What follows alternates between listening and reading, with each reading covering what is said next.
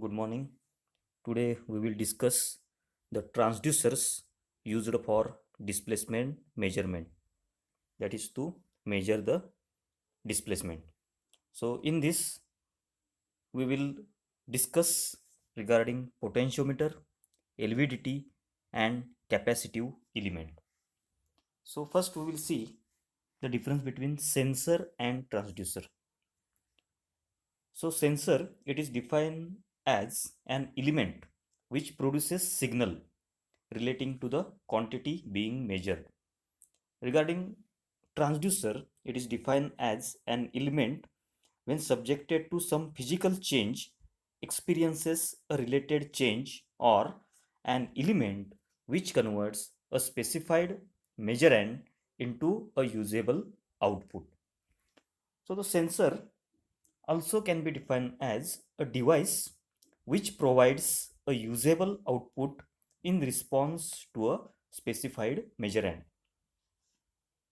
Specified measure. So the transducer can also be defined as a device that converts a signal from one form of energy to another form. So an electronic instrumentation system consists of a number of components to perform a measurement and records its results. A generalized measurement system consists of three major components. First, an input device. Second, a signal conditioning or processing device. And third, an output device. The input device receives the measurand or the quantity under measurement and delivers a proportional or analogous signal to the signal conditioning device. Here, the signal is amplified, attenuated, filtered, modulated, or otherwise modified in format acceptable to the output device. Now, regarding displacement transducer,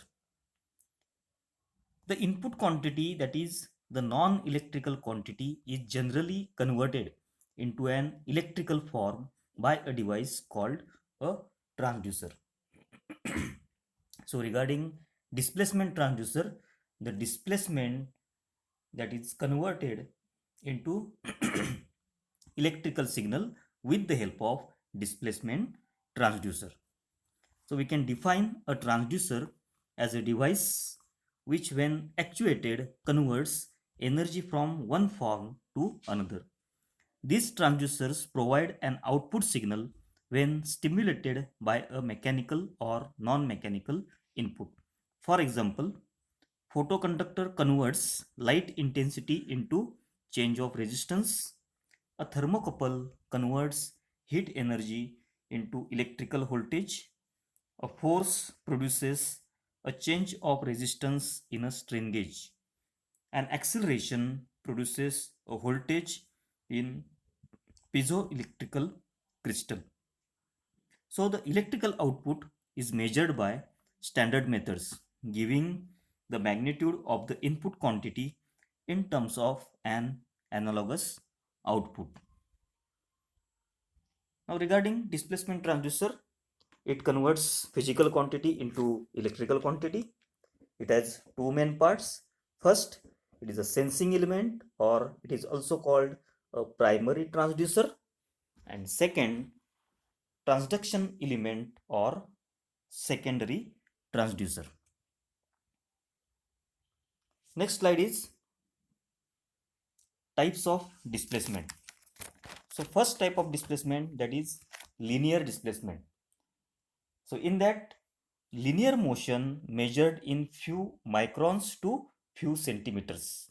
Second type of displacement, that is angular displacement.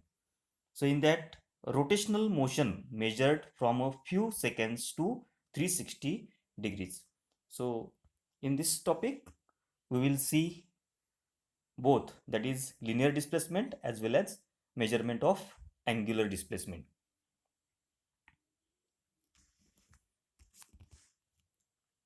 So regarding displacement, Translational displacement transducers are instruments that measure the motion of a body in a straight line between 2 points. Apart from their use as a primary transducer, measuring the motion of a body, translational displacement transducers are also widely used as a secondary component in a measurement system. Some other physical quantity such as pressure, force, acceleration or temperature is translated into translational motion by the primary measurement transducer. Some displacement transducers are concerned with the measurement of the amount by which some object has been moved. Now the next slide is types of displacement transducers. So there are two types. First is contact type and second is non-contact type. So in a contact type, the measured object comes into mechanical contact with the sensor or transducer. For those linear displacement methods involving contact, there is usually a sensing shaft which is in direct contact with the object being monitored. The displacement of this shaft is then monitored by a transducer. The movement of the shaft may be used to cause change in electrical voltage, change in resistance, capacitance, or mutual inductance. Now, for angular displacement methods involving mechanical connection with the rotation of the shaft might directly drive through gears rotation of transducer elements. So this is regarding the contact type, in which some examples are potentiometer, LVDT and RVDT. These are the examples of contact type displacement transducers. Now the next category, that is non-contact type. So in this, there is a no physical contact between the measured object and the transducer. So it involves the presence in the vicinity of the measured object, causing a change in air pressure in the sensor or perhaps a change in inductance or capacitance. So the examples are ultrasonic transducer and IR sensor. These are the examples of non-contact type displacement transducer. Now we will see the first displacement transducer is the potentiometer. So you can see the diagram. So in that you can see there is a mandrel, then resistor wire that is wound on a mandrel, then one sliding contact that is called the wiper, and that wiper it is connected to the shaft, and for the displacement the shaft that has to move in a straight line. So for it is linear, so it is called linear potentiometer. So the potentiometer consists of a resistance element with a sliding contact which can be moved over the length of the element. Such elements can be used for linear or rotary displacements, the displacement being converted into potential difference. Basically, a resistance potentiometer or simply a pot consists of resistive element provided with sliding contact. This sliding contact is called as wiper. The motion of the sliding contact may be translatory or rotational. So in this case, so the diagram, it is a linear potentiometer. In that case, the motion of sliding contact, it is translatory. Then we will see the second potentiometer, that is rotary potentiometer, in which the motion of that sliding contact is rotational. So first we will see the linear potentiometer. The translational resistive elements are straight devices and have a stroke of 2 mm to 0.5 meter.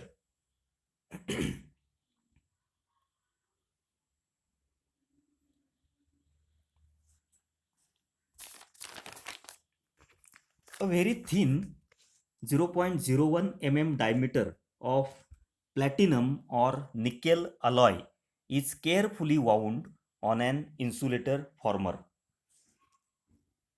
The resistive element are also made up of from cermet, hot molded carbon, carbon film or thin metal.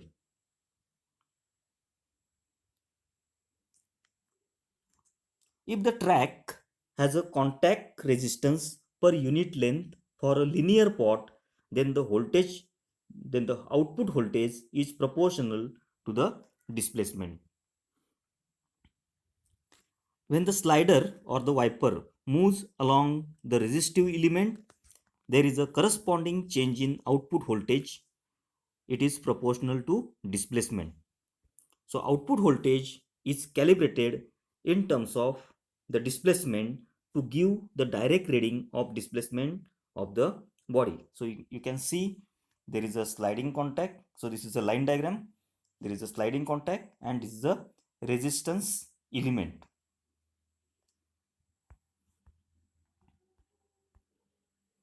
Now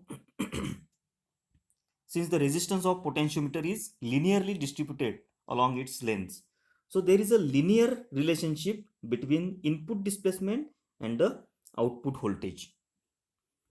Now in case of rotary potentiometer, the rotational devices are circular in shape and are used for measurement of angular displacement from 10 degree to 357 degree. The resistive element of a pot may be excited by either DC or AC voltage. The pot is passive transducer since it requires an external power source for its operation. So in this case also the output voltage that will be proportional to the displacement. So regarding the advantages of potentiometer. So first is they are cheap. Next is it is easy to use and useful in many applications where requirements are not severe.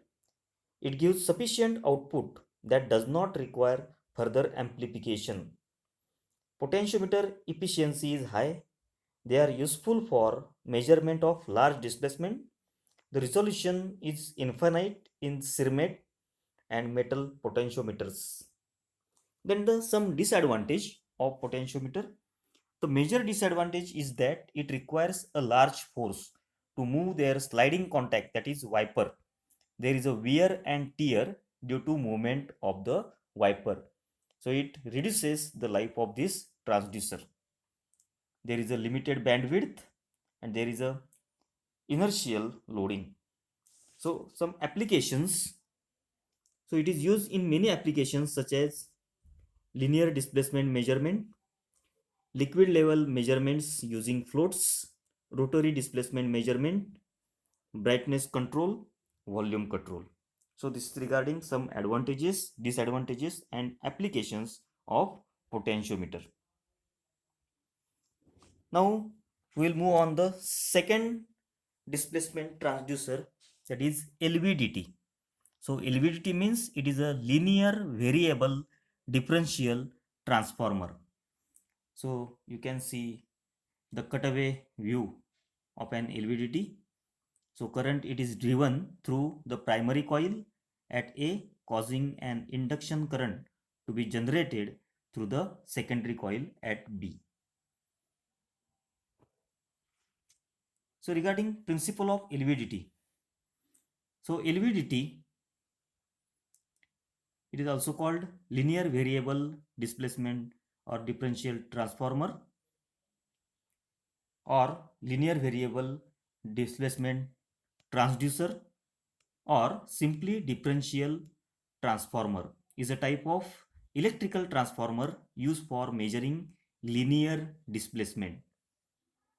LVDT works under the principle of mutual induction, and the displacement, which is non-electrical energy, is converted into electrical energy. So you can see the construction of LVDT. you can see there is a primary coil, and on either side of the primary coil or the winding there are the two secondary coils. The name it is given coil 1 and coil 2. These are the secondary coils that are placed on either side of the primary coil. So at the middle there is a core. It is soft iron core, and it is connected to the arm. Then there is a secondary winding. Okay. The most widely used inductive transducer to translate the linear motion into electrical signals in the linear variable differential transformer. The transformer consists of a single primary winding P and two secondary windings S1 and S2 wound on a cylindrical former. So there is a cylindrical former on which two windings. So first it is a primary winding P.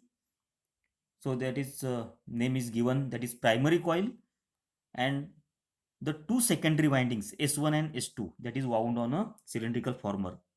The secondary windings have equal number of turns and are identically placed on either side of the primary winding and connected in series. So these secondary windings that are connected in series and placed on either side of the primary winding or the primary coil.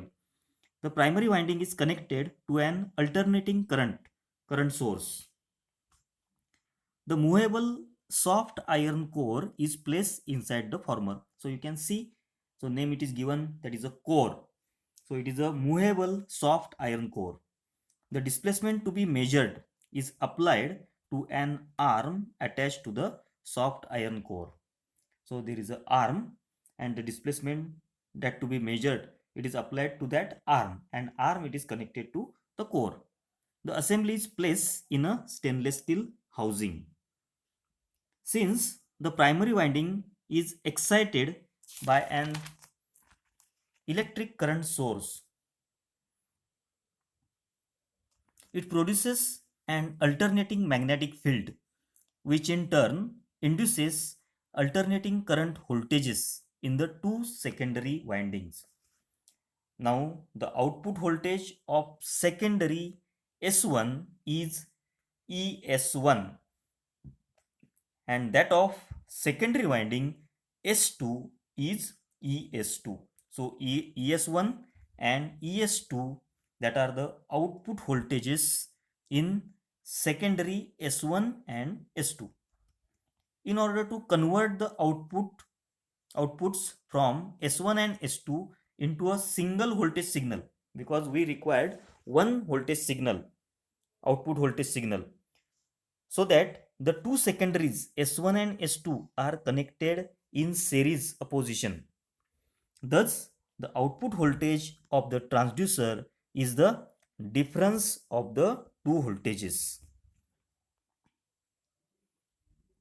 Now regarding the working, so there are three cases that is shown in this slide.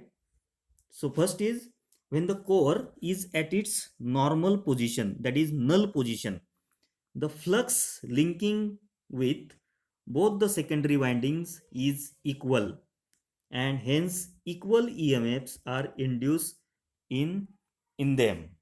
So equal EMF that will be induced in both the secondary windings. So thus ES1 equal to ES2 means the output voltage in a secondary winding S1 that will be equal to the output voltage induced in a secondary winding ES2 or S2. Therefore, output voltage E0 that will be equal to ES1 minus ES2, that will be 0 at null position. So when there is a no movement of the core, that is called the null position, output voltage that will be shown, that will be equal to 0, means there is a no displacement. Second case, if the core is moved to the left of the null position, more flux link with the winding S1 than S2. Accordingly, output voltage ES1 of S1 is greater than ES2 of S2 winding. Thus, ES1, that is output voltage in secondary winding S1, that will be greater than the output voltage in secondary winding S2. So ES1 is greater than ES2. Therefore, E0, that is voltage, equal to ES1 minus ES2. Third case, now suppose core it is moved to the right, means output voltage in secondary winding S2, that will be greater than output voltage in a secondary winding S1, that will be greater. S2, ES2, that will be greater than ES1.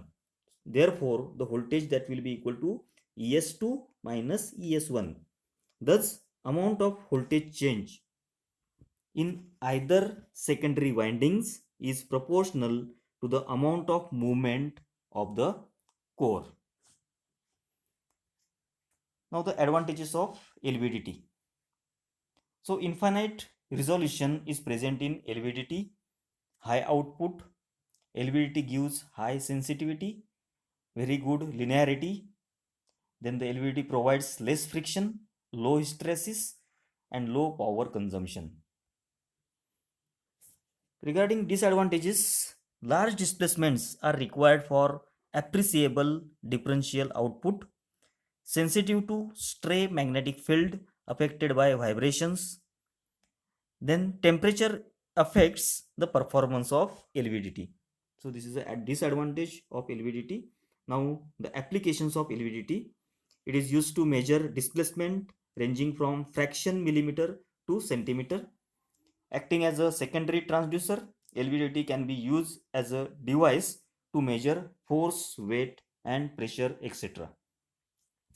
Now the third displacement transducer that we'll discuss is a capacitive element.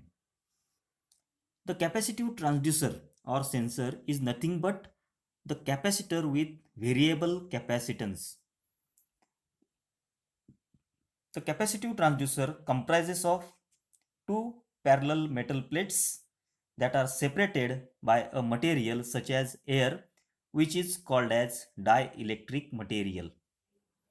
In the instruments using capacitance transducers, the value of the capacitance changes due to change in the value of input quantity that is to be measured.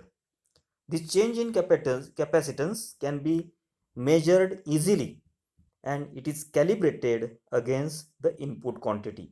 Thus, the value of the input quantity can be measured directly. So you can see the parallel plate capacitive transducer. So there is a top plate and the bottom plate, and in between there is a dielectric material. So capacitive transducer contains two parallel metal plates. These plates are separated by the dielectric medium, which is either air, gas, or liquid.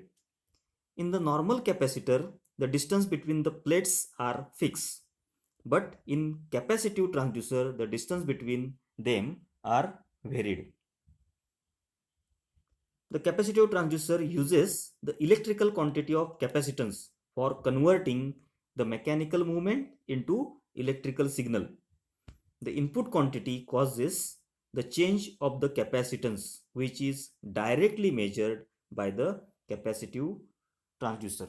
So in case of capacitive element, the change there is a when there is a movement, then there is a change of the capacitance which can be directly measured by capacitive transducer. So that principle that is used in a capacitive element.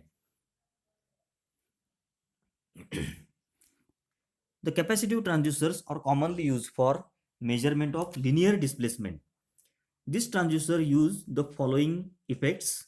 First, change in capacitance due to change in distance between the two plates. So when the distance between the two plate it is changed, then you can measure the change in the capacitance.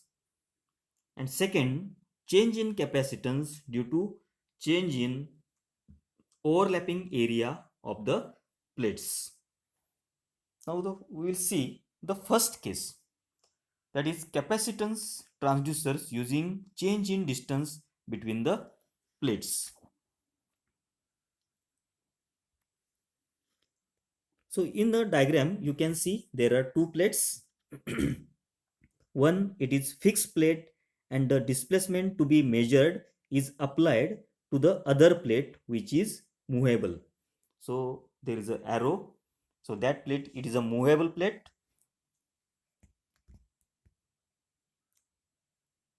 and the displacement to be measured is applied to that movable plate. And another, that is a fixed plate. The capacitance C varies inversely with the distance d between the plates. The response of this transducer is not linear. So you can see the next slide, that is changing distance between the plates of capacitive transducers. So in these capacitive transducers, the distance between the plate is variable while the area of the plate and the dielectric constant remain constant. This is the most commonly used type of variable capacitance transducer. For measurement of the displacement of the object, one plate of the capacitance transducer is kept fixed while the other is connected to the object. When the object moves, the plate of the capacitance transducer also moves. This results in change in distance between the two plates and the change in the capacitance. The change capacitance that can be measured easily, and it is calibrated against the input quantity, which is displacement. So this principle can also be used to measure pressure, velocity and acceleration. So you can see the graph. The overall response of the transducer is not linear. So transducers of this type are used for the measurement of extremely small displacement where the relationship is approximately linear. So in this case, the capacitance C varies inversely with the distance d between the plates, and the response of the transducer, it is not linear. So thus this transducer is useful only for measurement of extremely small displacement.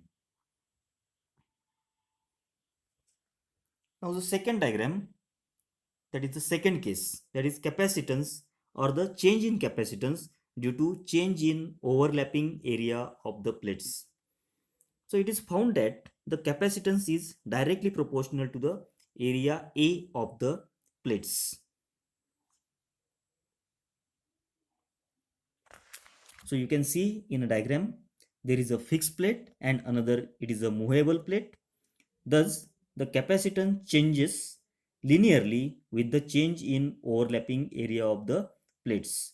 Therefore, the capacitance C is directly proportional to change in overlapping area of the plates. You can see here the capacitance of the variable capacitance transducer also changes with the area of the two plates. When the area change, there is a change in capacitance. This principle is used in torque meter, used for measurement of the torque on the shaft. So there is a direct relation, that is capacitance C is directly proportional to change in overlapping area of the plates.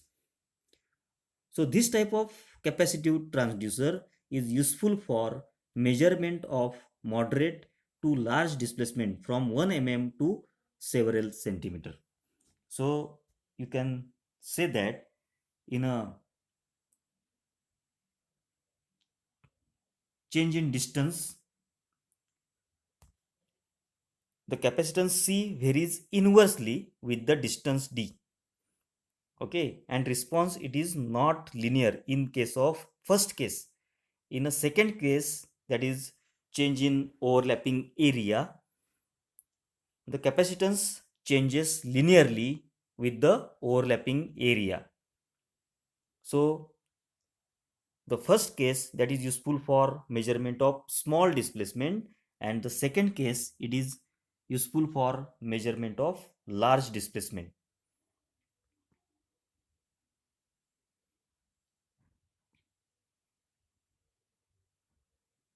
So there is a linear relationship between the displacement and the capacitance.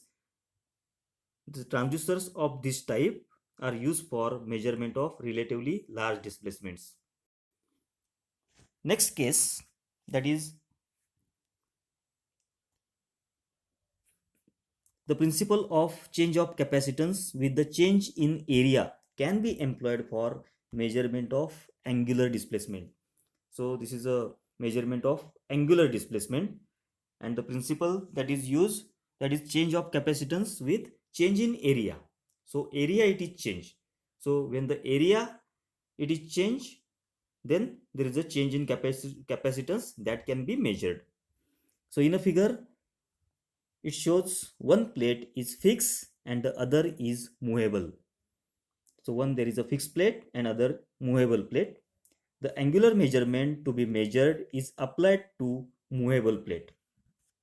The angular displacement changes the effective area between the plates and thus changes in capacitance. So when movable plate, when there is a angular displacement, this movable plate moves, and due to that there is a change in area. So when the area changes, there is a change in capacitance that can be measured. The variation of capacitance with angular displacement, it is linear. The capacitance is maximum when the two plates completely overlap each other. That is when theta equal to 180 degree. Thus, it is used for measurement of maximum angular displacement of 180 degree. So you can see there is a linear relationship. Then advantages of capacitive transducer, it requires an external force for operation and hence very useful for small systems. The capacitive transducer is very sensitive. It gives good frequency response, because of which it is used for the dynamic study. The transducer has high input impedance, hence they have a small loading effect. It requires small output power for operation.